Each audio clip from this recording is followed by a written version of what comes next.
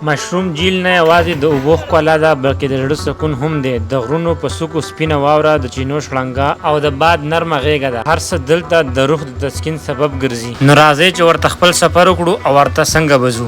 ما خپل سفر شروع کو د جنت باندې نه، د مشروم باندې په لوري باندې، او په 2 غنټو کې مې ځان راورسو مشروم باندې ته. په مشروم باندې کې مې دمه وکړه او بیا مې خپل سفر شروع کو د یو تنګي په لوري باندې. او چې کله تنګي بره سر ته وختم نه په تنګي کې لار بنده وه، بره تنبی وي، ځکه چې زما سره نه میپ او زه یوازې وم او په واپسۍ کې کوزېدل ډیر زیات مشکل وو. او واپس راکوشم لاندې باندې ته. چې کله لاندې باندې ته راکوشم په دغه کې ځای کې مې سملاستم او یو غنټه آرام مې وکړ. او د غنټې آرام نه پس مې خپل سفر شروع کو د جنت باندې په لوري باندې. کومه لار چې ما په 2 غنټو کې وولې وه، هغه لار ما په 4 غنټو کې واپسۍ کې ووله او ځان مې کیمپ ته ورسو. په کیمپ کې د 2 غنټو آرام نه پس د منګور نه نور کسان نل د مشروم جیل په ټریک باندې. د 2 غنټو آرام نه پس مې د هغو سره خپل ټریک شروع کو د مشروم باندې په لوري باندې او ځان راورسو مشروم باندې ته.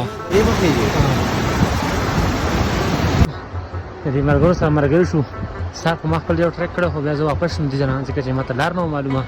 دا ملګري راغله د منګور سوات نه، اوس سره زه دوباره راغلم دې سره او مشروم دې ته به سبا ځو انشاءالله. دلته کې نن سټې ده، تاسو کتلی شئ. الله اکبر.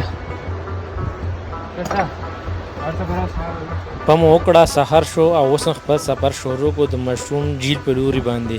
او دا ټول کسان روان دي، تاسو کتلی شئ.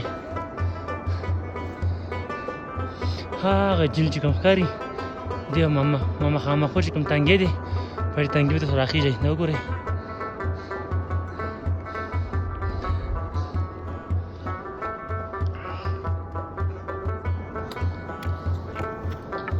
ماشاءالله ماشاءالله راوخته د خیر سره.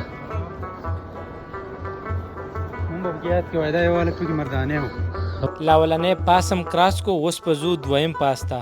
او دا چې تاسو ته کوم ښکاري دا دی دویم پاس.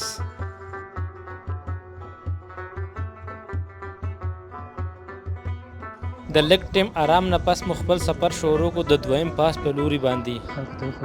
دویم پاس دی.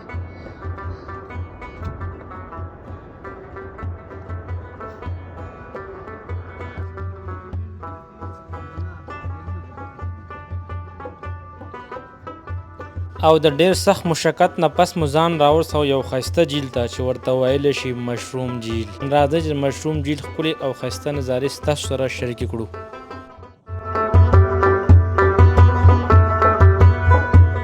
چې کله تاسو دلته کې راځئ په لار باندې ټریک کوئ، په دې لار باندې ښایسته قسم ګلونه میلاویږي. راځئ تاسو سره شریک کړو او وښیو د دې علاقې ښایست او ښایسته ګلونه.